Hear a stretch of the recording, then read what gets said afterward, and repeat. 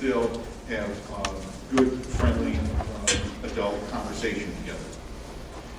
The preface on page 1, in essence, gives a summary of where we've been, where we are. You'll notice at the bottom of page 1, to help document that you did do an excellent job, I think. Again, others can have other opinions. For example, 33% of the group were parents of preschool through grade 12 pupils, and you can see as you go down the list. There were retired senior citizens, almost 20%, and you can see the business sector and the folks from municipalities, clergy, and then current school district resident taxpayers who happen to be on staff. 100% of the folks who were taxpayers in the district were those who wear different hats. And of course, people wear many hats, but this was the primary hat of why they were there. Okay? So, thank you for that.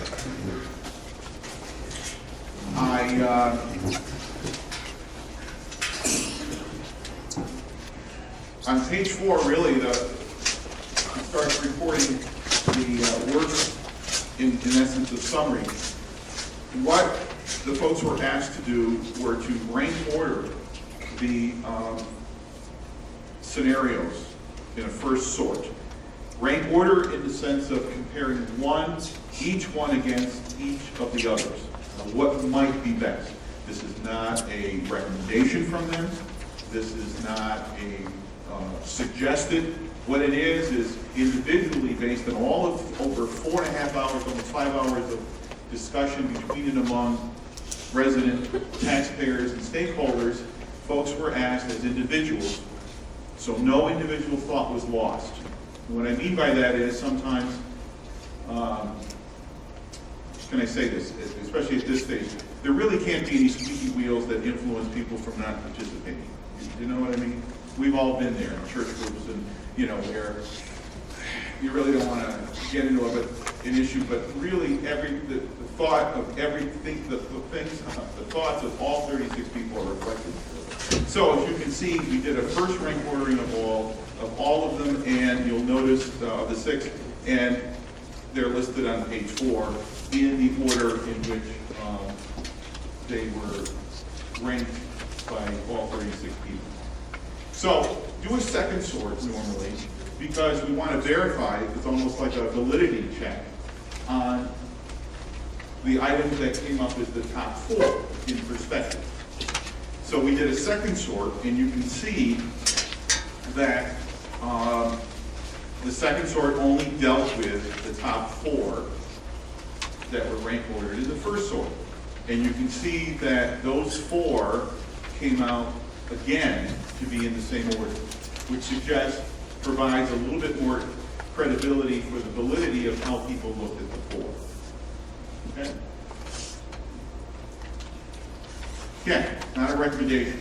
It's another tool for you, the board, along with your community to say, hey, here's a microcosm, well thought out invitation of volunteers to come together and really spend time together to look at the heart of these different possible scenarios.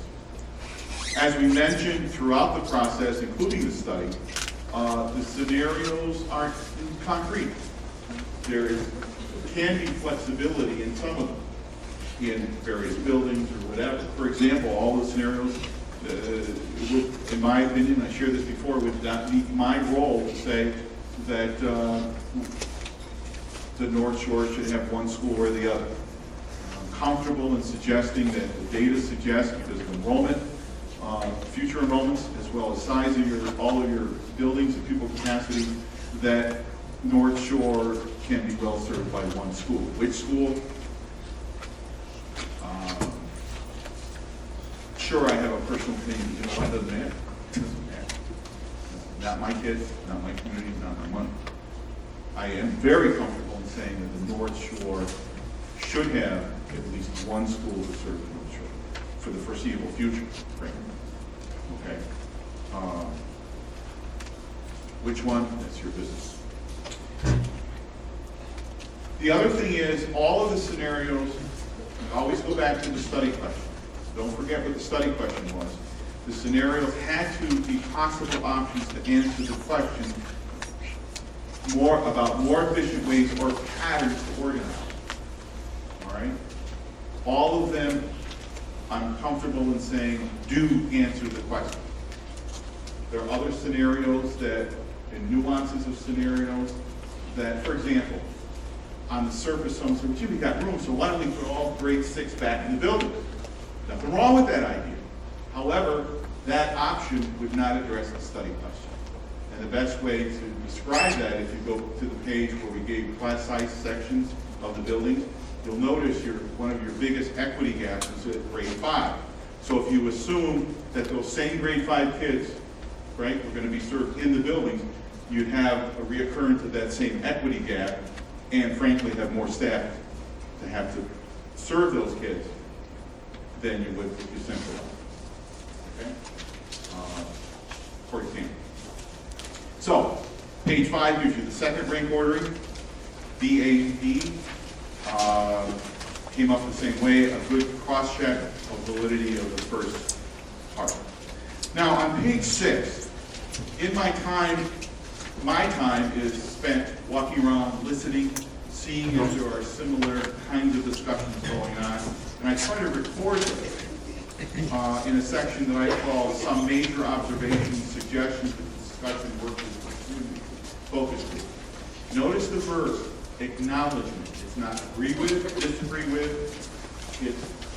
I had evidence of acknowledgement about the data. For example, acknowledgement that the enrollment projection estimates probably are a solid 2 to work with. Okay? Is a disagreement or agreement with it is that the enrollment projections are solid enough to work as you work through deciding what you might want to do. The other piece that I acknowledged was acknowledgement that it might be financially difficult for taxpayers to support the use of all the preference reports. That's not to say they won't or will, but it might be difficult for us, given the outlook about future enrollment, as well as the program cuts and staff cuts your district has already done. So, acknowledgement that the school buildings and the school district are an important part of the culture and life of the area served by the Central Square School District. In fact, that one I would dare to say is 100% agree, but using the word acknowledge. Okay? Acknowledgement that whatever scenario option, if any, is implemented by the board, that there be enough flexibility to make sure that these class size goals, and that's what they are, goals, and you do your best to achieve them. There are times that you go over them a little bit, but that's a purview and obligation or a decision of the board. But you're pretty close, and that class section size sheet shows that you've been pretty religious in trying to use these as a guide to implement the program. So, acknowledgement that that kind of ought to continue. That suddenly there aren't 30 kids in class or 27 kids in an elementary class. These guidelines seem to make sense. The next acknowledgement that whatever scenario option that is implemented by the Board of Education, the transportation routing should be well thought out and shared with the community with as much specific as possible before the option is instituted. And I didn't put it there, but I don't mean like on August 15th and 2 weeks later school starts, frankly. But many, many weeks ahead of time. In fact, months ahead of time, certainly. So folks can look at it. I've said this before publicly, and many districts I can't say this, here I can. I was thoroughly impressed with the skill sets of the transportation folks as we discussed and worked together in getting a better handle on what you face in the 180 square mile district. So I think my opinion is they have the skill sets to be able to do that. All of the scenarios, all of them, regardless of what you do, and if you do nothing, require redrawing of the, in my opinion, redrawing of the existing elementary attendance zone. Even if you do nothing, I recommend that to you because the equity gaps among class sizes are large. Okay, so if you did nothing, you might want to address that somehow, just redrawing everything, which means everybody would be affected, you know, one way or the other. Okay. Also, you may want to give thought, even if you do nothing, which is option A, or you do one of the options, you may want to have a community committee. I referred to this in the study. Other schools were assigned to do this. I'm not saying you have to do that right away, but you may want to look at the concept of buffer zones and attendance zones. So if you recreate your attendance zones, also before the need, you often, school districts do this with a community committee along with the transportation folks as well as a couple of board members and whatever. The concept of buffer zones for future potential people who move in. What that means is identified around established attendance zones is, and it doesn't necessarily have to be full around because there are safety issues, you know, but where there is a band, which is called a buffer zone, that if new people move into that buffer zone, board policy allows the board to tell those nice new folks, welcome, but their children may not be going to the attendance zone they think they're going to. Okay, this is new people, not existing. And there are policies out there, and that's not willy-nilly. In other words, if there are multiple kids in the school, in the home, you know, you take the policies that other boards have come up with. What that does is, it helps lessen the need for total reattendance zones in 5 or 10 years. You have some flexibility to be able to make sure your buildings are equitable size and you're using your staff as best you can. And what I mean by using your staff, it's all about clients who go to that school having enough up to the grade level goal that you're efficiently using the talented staff you have. Okay? And it's not a willy-nilly thing. And I can share, I think I did, I shared a district like yours, very similar to yours. We've been doing that since 1990 with good success. So Jill can share that district with you. Actually, a little about your size. You know, something you might want to look at as you proceed into the future. The other piece is that, and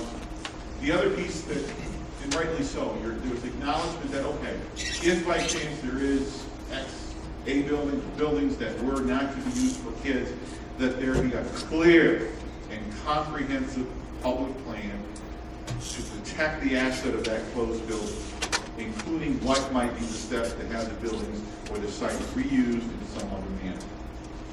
Okay? Interesting, this by irony, did yesterday's paper, did you see, I didn't realize that they did that. APW School is now a place for, that was heartbreaking. It was just full of emotion and heart in that district, and I'm not saying that can happen here or whatever we finally do, but isn't that neat? It's official, you know, what an asset. Back on the tax rolls. Again, those are real stories, and that's not an isolated story, okay, throughout the state. So, I just throw that out. So, that's important. That's important. By the way, the study did not do, even though some of the community thought maybe the study should, like getting a, what would these buildings be worth? The problem with that is, in fact, you'll see this, that when you do that, when a municipality has something to sell, folks are willing to buy it, but normally not at market price. Here I'm going. So you'll get an advisor. Your own local realtor people can help you. There are specialists to do that, to help you do well in getting some estimates of what these things might be worth if that did occur. So the other piece is that some of the scenarios have different grade level configurations than you have now. So, if such scenario options are part of a smaller set that you, the board, identify for possible implementation, more detailed program information on how and where the diverse grade levels might be served and located in the building should be modeled and displayed to the community. For example, you'll notice that many of the scenarios include something different with grade 5. And even though the opportunities and challenges that I wrote, as well as the folks who joined us that Saturday, referred to opportunities and challenges, how to serve them differently, that long before it was implemented, that there be clear answers to what the instructional technique might be. For example, even though it's in the study, if grade 5, for example, is in a scenario that they were to be served at the middle school, pretty clear the size of the building and in the opportunities and challenges written by the study, that doesn't necessarily mean that grade 5 or even grade 6 has to be delivered with a middle school model. Right now, grade 5 is self-contained, right? You know, one teacher may team what they can. Just because they might be under the roof where another pedagogy is happening in grade 6, 7, 8, doesn't mean grade 5 has to be the same pedagogy.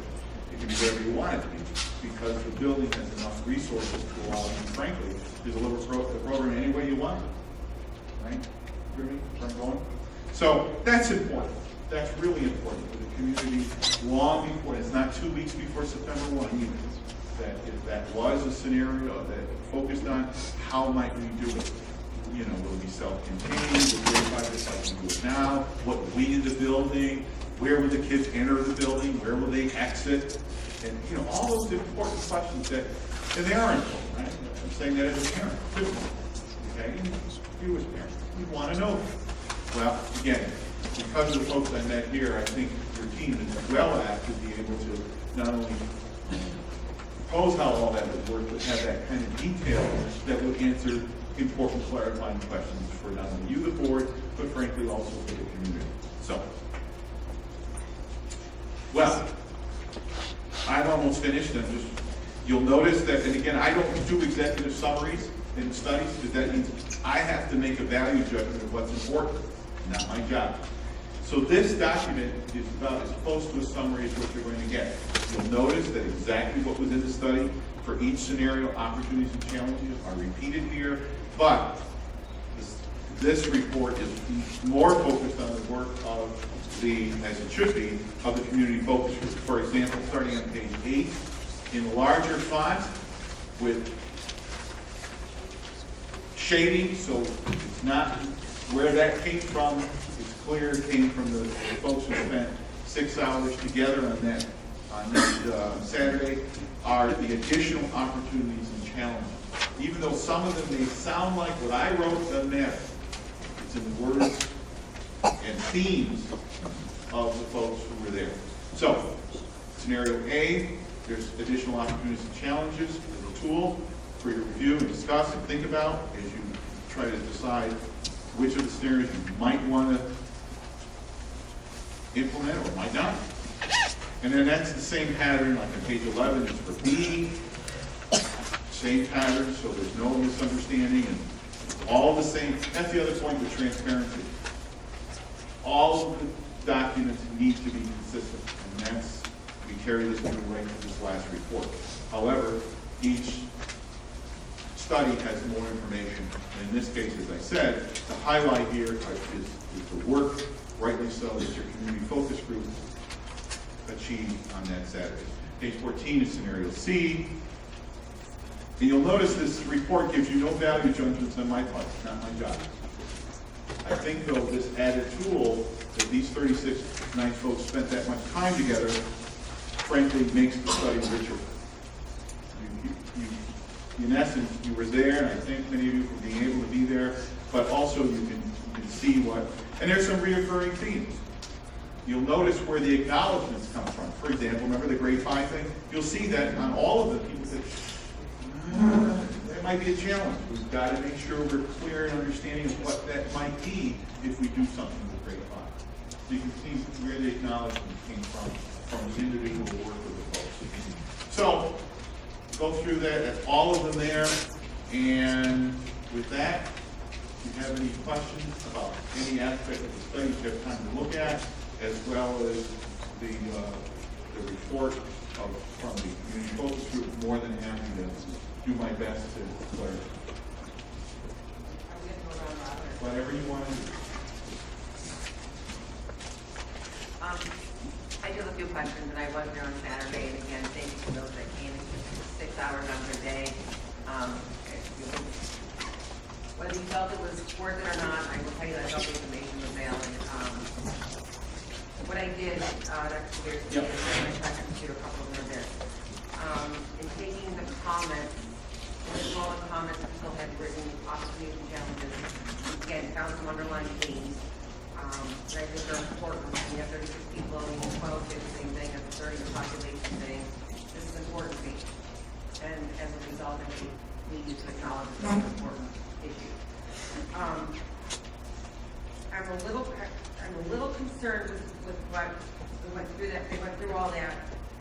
And if we go by the ranking order, which I know is just a ranking order and it's purely just, a snapshot of time. The second highest ranked thing is evaluating nothing. Which I think everyone agrees is not an option, but yet I was a little concerned, and I'm probably more concerned that like that picked because try to get to a hybrid option or to try to like stress the point that this may not be what they were feeling or what they were thinking that day. That's a good question. That's not uncommon. In fact, usually, that's a common, until when we first met. I told you right up front what the first option is going to be. Do nothing, do exactly what you want. The reason of doing that is to show, again, opportunities and challenges of doing it. And you have to judge how the meaning of, can you afford it, all those things. That's not uncommon. In fact, I would say in every one of the studies I've completed, usually the do nothing one is in the top 5 somewhere. And that's because, remember we said, it's a balance of what the mind looked at the data. Is it accurate data? Okay. The heart